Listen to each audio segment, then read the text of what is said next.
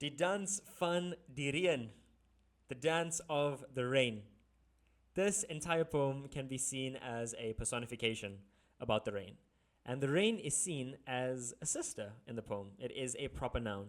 And the poem depicts the setting of the desert and how the animals in the desert, generation after generation, experience the coming of rain. Now, the structure of this poem, there isn't really. It's free verse. There are 24 lines and there isn't a fixed rhyme scheme. The theme, die blijdskap oor die reën. So, blijdskap, that is joy. The joy of having rain.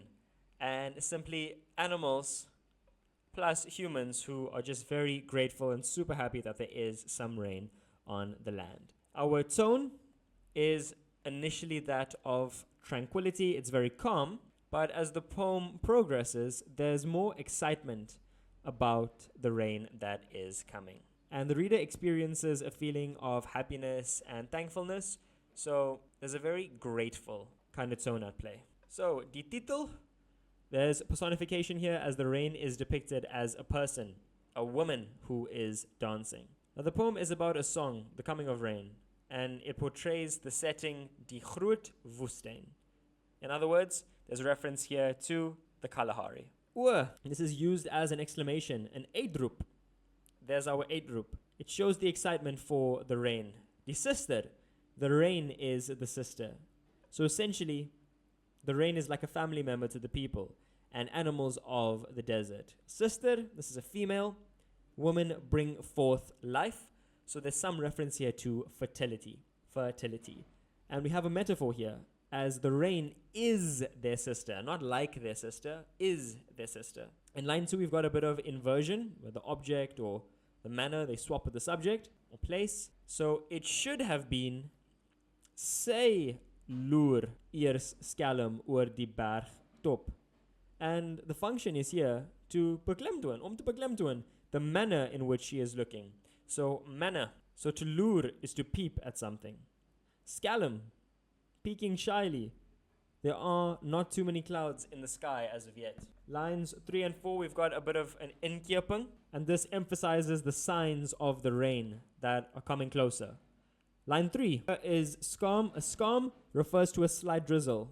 Lach saggies refers to the thunder that can be heard in the distance. Lines 5, 6, and 7. This basically shows that the storm is coming closer and closer. And in lines 5 and 6 in particular, it basically shows that lightning and thunder are being depicted by armband, blind, and krale skitter, blink. In line 7, saggies roep. You can hear the thunder in the distance. And in lines 7, 8, and 9, we've got a personification here, as the wind sounds like someone calling softly. In line 8 particularly, the wind starts picking up and blowing. Sy vertel die winde van die dans. Line 9. Nooi hulle uit. Hulle refers to the wind. Want die verf is wyd en die brei lof groot. So this portion here, we've got a W alliteration. So there's a W here. W. This is in reference to the sound of the wind. A seis geluid. Verf is wyd. In particular, this portion here is in reference to just how big the desert is. Brail off. So denotative meaning here would refer to a wedding. But metaphorically, it means that the rain or the water and the earth, which is referred to as the desert, are getting married. And the rain is breaking the heat and drought. So all the S alliteration sounds that we have here, from lines 5 to lines 9, it refers to the sound of rain. All the S sounds. Now, if I could just change my color, lines 10 to 14, this refers to what the animals are doing. So in line 10, they run out of the plains. In line 11, they gather on the hilltop. In line 12, here they breathe in the smell of the rain. So we can say it's a zintuiglike waarneming. In line 13, here they taste the dampness of the rain and the wind. And it's very windy at this point. In line 14, when it starts raining, they bend down to see the first droplets hit the sand. Now, haar fyn spore in particular, it refers to the droplets that hit the sand. And there is an inkeping in 11 and 13. And that's going to be an indentation, that little space. And this shows the movement of these animals, the physical movement of the animals. Now, lines 15, 16, and 17. In line 15 in particular, the creatures that are deep underground also become aware of the rain that is coming. How do we know this? Hoor die sleep van haar voete. So the creatures underground are also aware. In line 16, they start crawling closer and sing very softly. Also, the double punt, the colon here, it indicates the direct words of the song that they sing. Now, in line 17, there's quite a bit going on here. So I would say this is a bit of an NB line. So this is the song that they are singing. And there are many exclamations. 1, 2, 3, 4. And this is indicative of their joy and happiness for the rain that came, because the drought was far too long. And the repetition of the ons sister, it emphasizes, om te beklemtoon, everybody's favorite, that their joy for the rain and that the rain feels like family to them. They love the rain and are happy to see it. And there's also an inkeping here in line 16 and 17. So the typography. And it again shows and emphasizes the movement of the animals, but possibly also that of the rain, which is in reference here again to fyn spore. In line 18, klare skit, this is a metaphor. It's a metaphor because the thunder is being compared to beads on a necklace, and the beads are shaking now. This is in further reference to the thunder that is loud and clear now. Klanknabotsing. Skid. And this can be compared to line 6. So in line 6 we had krale skitter. This is krale skit. And it was just shining, so the thunder was not loud. We could just hear it in the distance.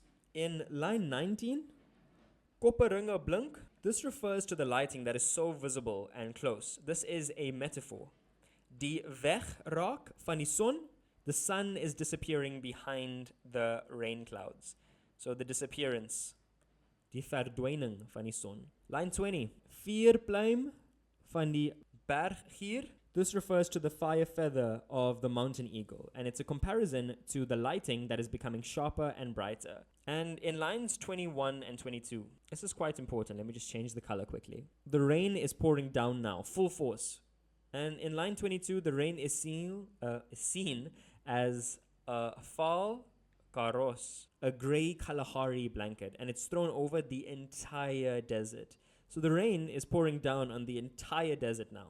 This is very important. So the rain is coming down really hard like a blanket. And if you look very carefully, in lines 20, 21, and 22, there is a kommapunt, a semicolon. And the semicolon is indicative here of just longer pauses. It forces us, the reader, to slow down.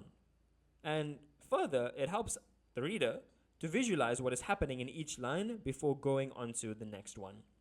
In line 23, we have a further personification as the wind has a breath. Awesome. The awesome van die wind. The wind's breath stops. So essentially, what's going on here is that the wind brought the rain, and now it's done its job because it's now raining, possibly storming. And we no longer need the wind to bring forth the rain. And in line 24, there's a linkage here to line 1. Same. It binds the poem into one unit, and it further personifies the rain. So, not too heavy as a poem here, Die Dans van die Reen, and it was a pretty nice poem by our dichter, Eugene Marais.